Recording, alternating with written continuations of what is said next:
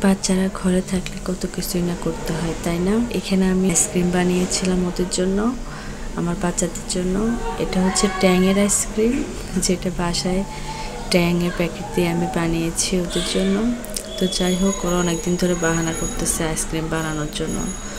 তো আইসক্রিমের যে বক্সটা ওইটা আমার কাছে ছিল না, তো আমি এই বরফের যে বক্সটা এটার মধ্যে বানিয়েছি। সেটা অনেক কিউট হয়েছে, দেখতেও কিউট হয়েছে, খেতেও অনেক মজা হয়েছে। যাই হোক, এটা আমি ট্যাং দিয়েই বানিয়েছি। যে গরম পড়েছে, বাচ্চারা যেহেতু বাসায় আছে, তো গরমের মধ্যে একটা একটা নামিয়ে তো এভাবে খেতে পারবে।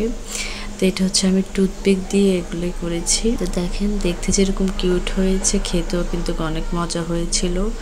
ওরা তো এটা দেখে অনেক এক্সাইটেড এটা খাওয়ার জন্য। ট্যাং দিয়ে শুধু ওদেরকে বানিয়ে দিয়েছি। আপনারা চাইলে এভাবে ট্যাং দিয়ে আপনারাও বাসায় বাচ্চাদেরকে বানিয়ে দিতে পারেন। ট্যাং আর চিনি দিয়ে, সাথে একটু ভ্যানিলা ফ্লেভারটা দিয়েছিলাম।